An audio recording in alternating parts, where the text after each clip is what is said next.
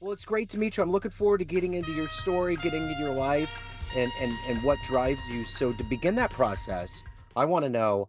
4 years ago, we were trying to figure out this pandemic. How are we going to get out of it? How long is it going to last? How did you make it through that COVID time period, and how did it ultimately change the way that you do things now?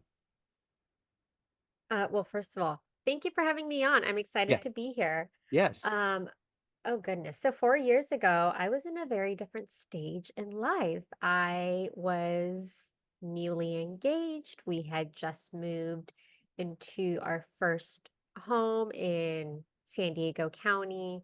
So, we were living the dink life, right? Double Yeah. income, no kids life. Yeah. We had two dogs. So it was I actually really enjoyed not having to drive into work. I was a teacher at the time. Fast forward to today, 4 years later, now I'm a mom to an almost 2.5-year-old boy. I still have two dogs. Now we live in a house that requires a little bit more care and love.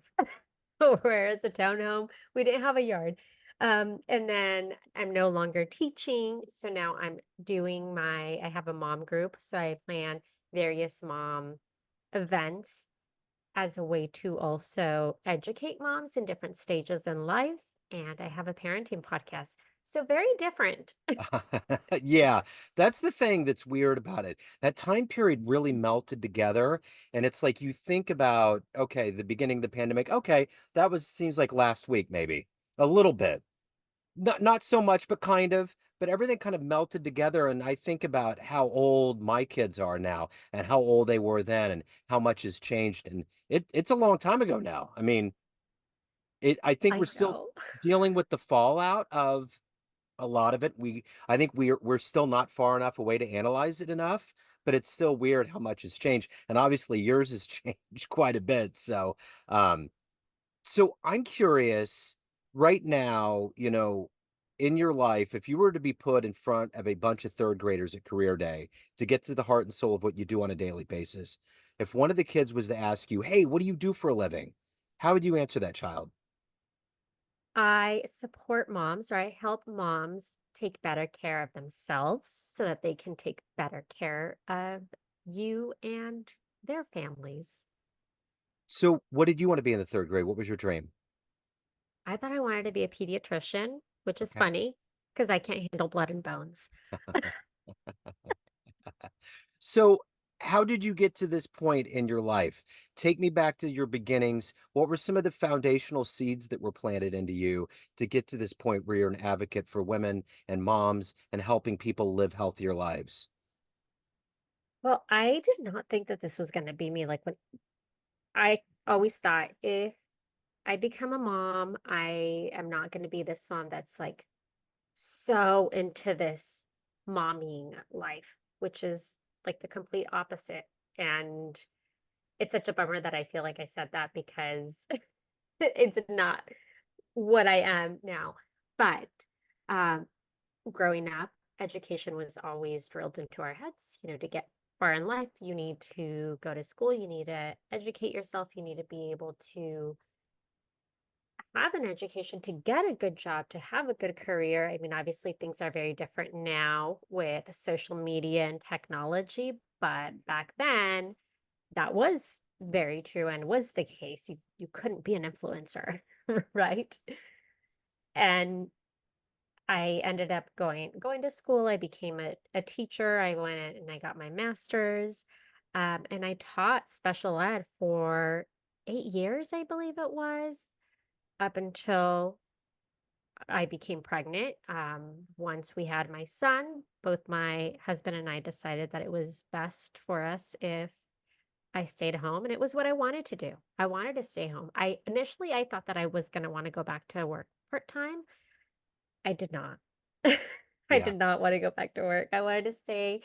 But with that, I also couldn't just stay home and like not do anything and not get my brain to work and stay on top of the latest things as far as technology, because technology is always changing. Like if I were to go back into the workforce today, which I've been out of since 2022.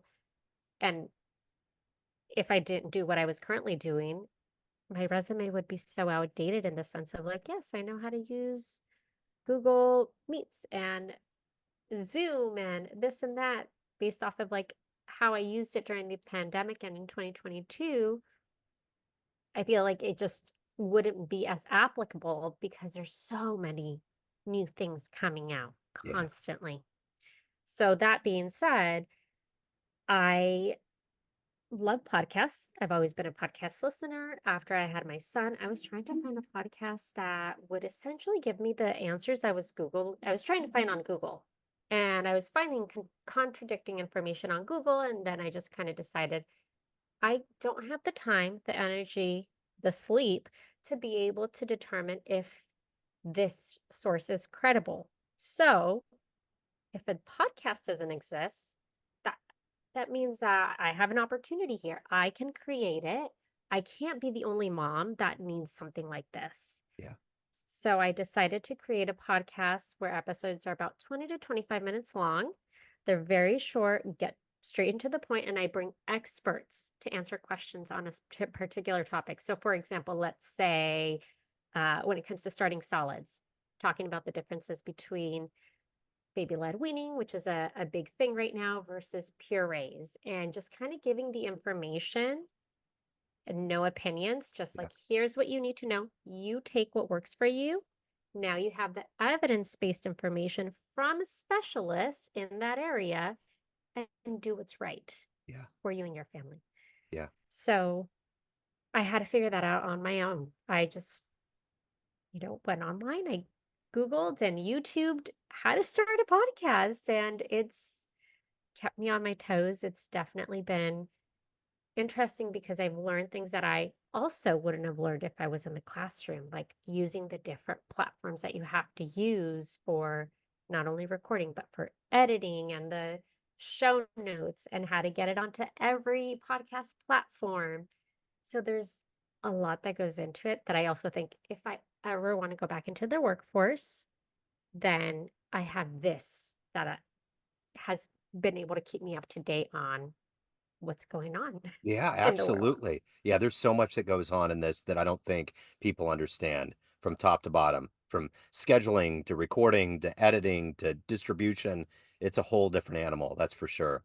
It is, and there's so many different parts to it, right? Like Yeah. you could just do an audio podcast, or you can go on YouTube and then you have the video portion of it, and then you can create blog posts. There's a lot. So Yeah. it really is a great way, a great tool to be able to use if I, again, wanted to ever go back into the workforce. Yeah, And absolutely. then in addition to that, I decided that I wanted to have a mom group because there are some mom groups around the area, but I found that for me and my schedule, it was really hard to go to these mom events. And I kind of wanted something a little bit different. I wanted Yeah. to create things that I wish existed.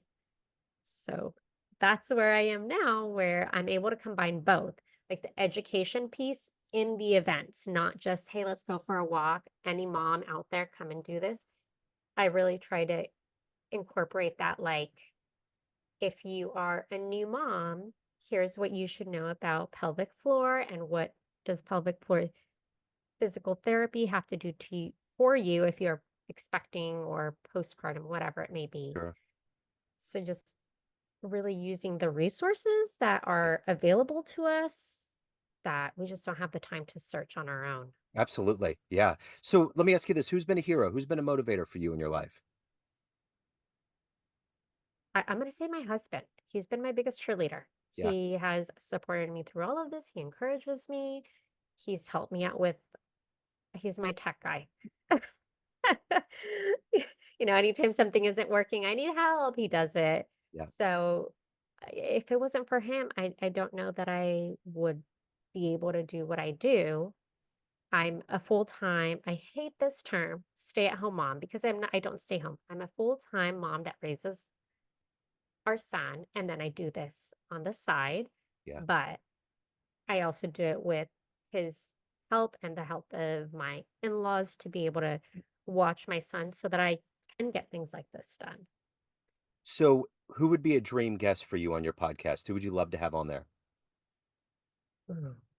Oh my gosh, I feel like there's so many. Dr. Becky, do you know her?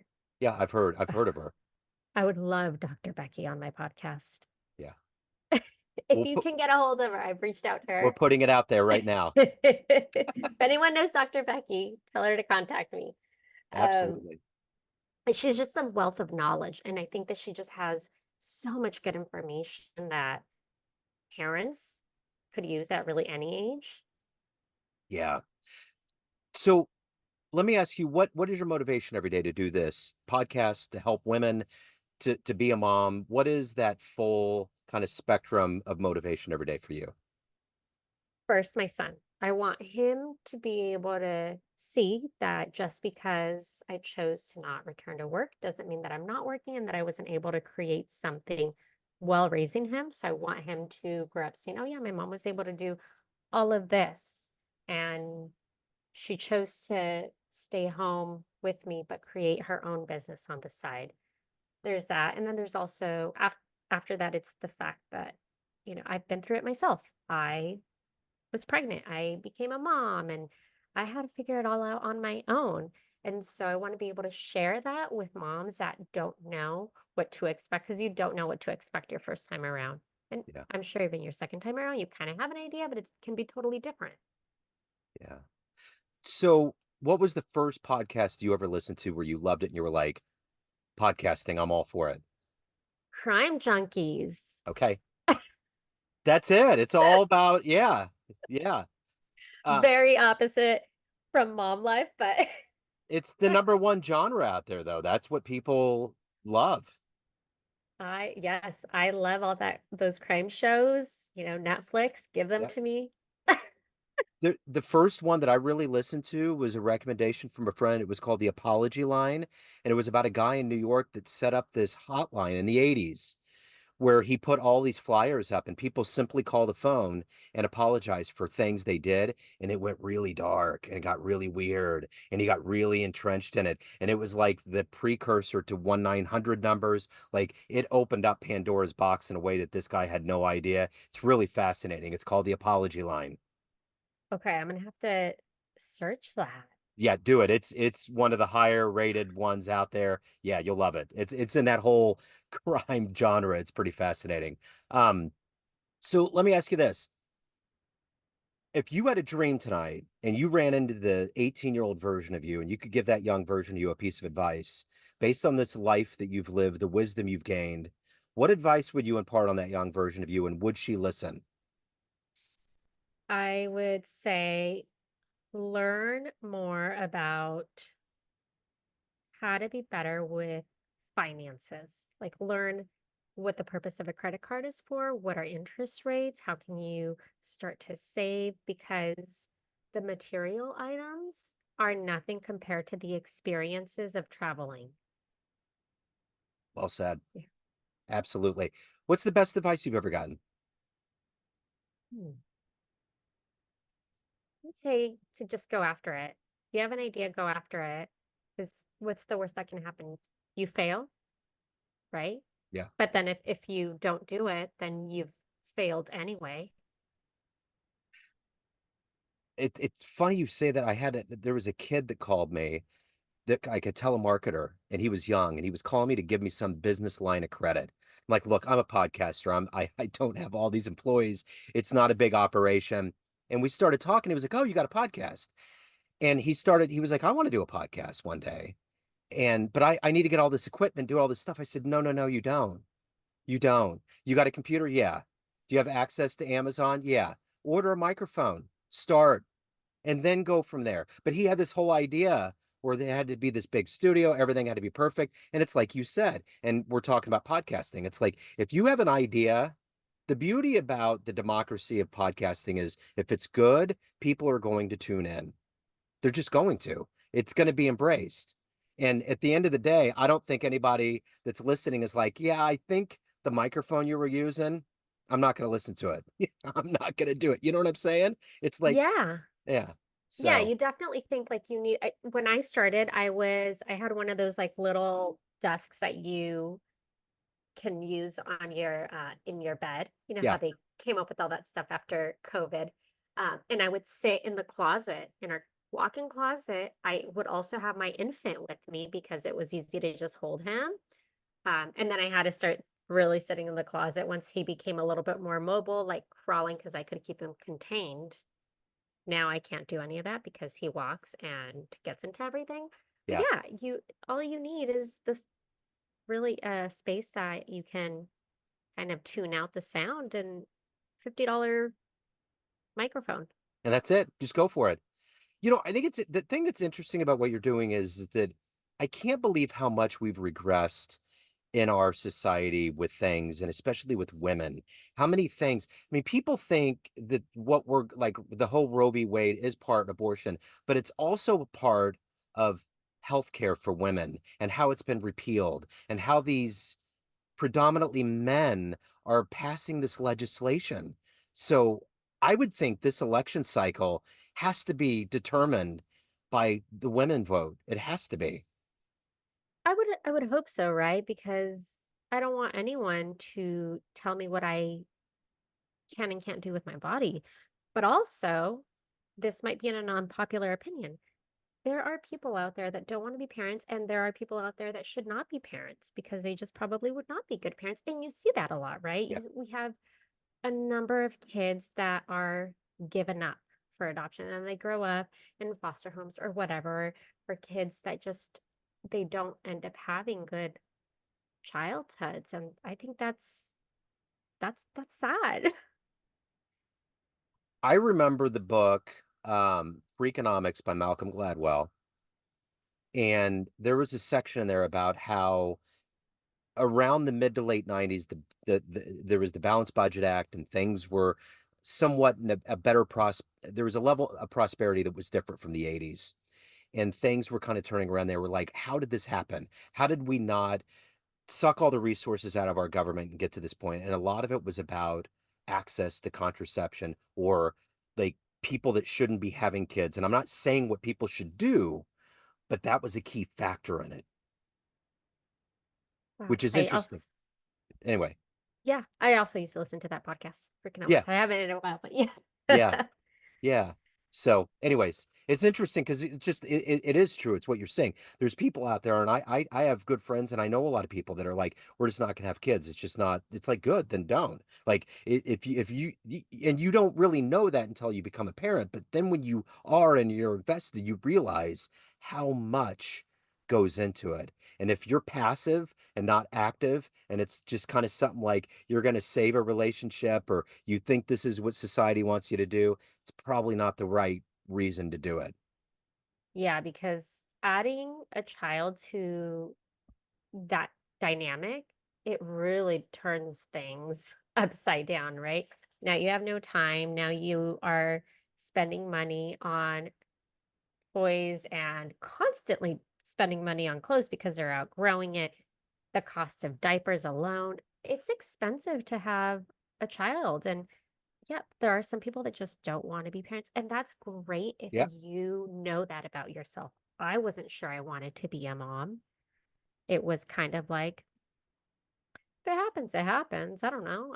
I just wasn't ready to give up my travel life and all the things that I was doing. I was content being a dog mom. Yeah. I love it. I didn't think that I would, but I do. I love it. It's very different. But I was open to it. It wasn't like a closed door. And I know people that it's just not for them. That's awesome that they can say that. Yeah. So at the end of the day, everyone out there has a perception of you, all your listeners, family, friends, everyone around you, but you run the show. What's your perception of you? Who do you think you are? Um, oh goodness, that was a hard one. This is the therapy segment. I think that I am somebody that really does try to be informational for moms. I am first of all a mom, so I want to be a good role model for my little human. I want him to learn all of the good things that I hope I'm encouraging him to be and maybe ignore the not so great things like for example, when I'm overwhelmed and the way that I might react when I'm overwhelmed. Yeah. That's that's the hard part about parenting, right? Yeah. Um, but I hope that people say that like I was able to bring information to them and help them in ways that they just weren't sure they needed. Yeah. What's the best thing about living in San Diego? Being by the ocean, Yeah. the sun. There's no snow. Yeah. Yeah, absolutely. That's what I went down there a couple years ago, and I was down in Imperial Beach, and it's crazy beautiful down there. I mean, it's like a paradise. So finally, we get off this call. Time machine pulls up in front of your house. You can go anywhere in the history of time and see one event, and you won't send a ripple through time. You just get to witness it. Where are you going? Hmm. One event. Oh gosh, that one's hard. I am gonna say I want to say a music festival, but I'm not sure which music festival I would want That to would be a see. great answer. There's a lot of artists that I wish I could have seen, right? There's like, let's say Sublime. I wish I could have seen them. Um, Tupac. There's yeah, a lot of just great music. If I could, I would want to have a music festival that combines a lot of the artists that I was never able to see. Yeah, the dream one. What was the first concert you ever saw that blew you away? First concert I ever went to was Incubus, which I absolutely Wow. loved. Yeah. Saw them a few times. But I've seen a lot of great ones. I Yeah. saw Ziggy Marley. Like, that Cool. was really cool because he played a lot of like Bob Marley stuff. Uh-huh. That's there you go. That's what I would do. I would go back in time and see Bob Marley. Yeah, absolutely. My son's a huge Bob Marley. He would do the same thing. He would totally be there. So if anyone wants to tune in the podcast, they want to reach out, they want to learn more about what you're doing, where's the best place to go? You can go to my website at newmomtalk.com. And from there, you can find different ways to listen to the podcast. You can also find my Instagram for my mom group or the events that I have coming up. That's really the easiest way to kind of get to any of the other spaces on the different social media platforms. Excellent. This has been wonderful. Thank you so much. Thank you for your time. Thank you for your story and keep making the great podcasts. Thank you so much. I appreciate it. Thank you. Take care.